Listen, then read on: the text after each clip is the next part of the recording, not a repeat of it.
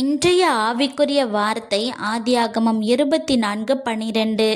என் எஜமானாகிய ஆபிரகாமுக்கு தேவனாயிருக்கிற கர்த்தாவே, இன்றைக்கு நீர் எனக்கு காரியம் சித்திக்க பண்ணி என் எஜமானாகிய ஆபிரகாமுக்கு தயவு செய்தருளும்.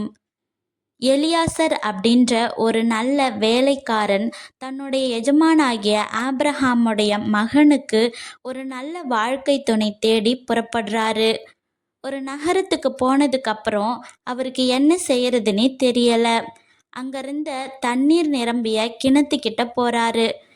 அங்க நின்று ஏசப்பா கிட்ட கண்ணை மூடி ஜெபம் பண்றாரு. ஏசப்பா, எனக்கு இன்றைக்கு இந்த காரியத்தை சித்திக்க பண்ணுங்க அப்படின்னு ஜெபம் பண்றாரு.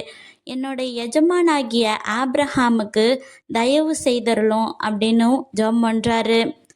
அவர் ஜெபிச்சு முடிக்கிறதுக்கு முன்னாடியே அந்த இடத்துக்கு ரபேக்கால் அப்படின்ற பெண் வரா. அவ தாங்கிட்ட இருந்த குடத்தினால தண்ணீரை மொண்டு அங்கிருந்த எலியாசருக்கும் அவரோட ஒட்டகத்துக்கும் தானாகவே கொடுக்குறா. அப்பதான் எலியாசருடைய மனசுல ஒரு உறுதி வந்தது. ஆமா, ஏசப்பா அனுப்பின வாழ்க்கை துணை தான் இந்த பெண் அப்படின்னு சொல்லி அவரோட மனசுல ஒரு நம்பிக்கை வந்துச்சு. அந்த நாள் அவர் ஜெபிச்சு அந்த காரியம் வாய்க்க பண்ணினார் ஏசப்பா. அந்த நாள் அவருக்கு ஒரு வெற்றியின் நாளாக மாறுச்சு.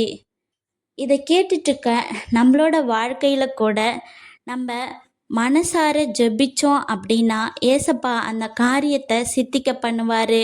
இன்றைக்கே எனக்கு இந்த காரியத்தை வாய்க்க பண்ணுங்க அப்படின்னு ஜெபம் பண்ணோம் அப்படின்னா அன்றைக்கே அந்த காரியத்தை வாய்க்க பண்ண வல்லவராக இருக்கார். அதுதான் விசுவாச வாழ்க்கை. கர்த்தர் உங்கள் ஒவ்வொருவரையும் ஆசிர்வதிப்பாராக. அன்பின் பரலோக பிதாவே, இன்று நாங்கள் கேட்ட வசனத்தின்படி ஏசப்பா, நீர் எங்களுக்கு காரியத்தை சித்திக்க பண்ணுகிறவராக இருக்கிறீர். அதற்காக உமக்கு நன்றி ஏசப்பா. நாங்கள் விசுவாசித்து நடக்கக்கூடியவர்களாக எங்களை மாற்றுங்க. இந்த நாளிலும் பிறந்த நாள், திருமண நாள் காணக்கூடிய ஒவ்வொருவரையும் ஆசிர்வதிங்க. அவங்க வாழ்க்கையில் இன்னும் அதிகமான வெற்றிகளை பெற கிருபை செய்யுங்க. ஆமீன்.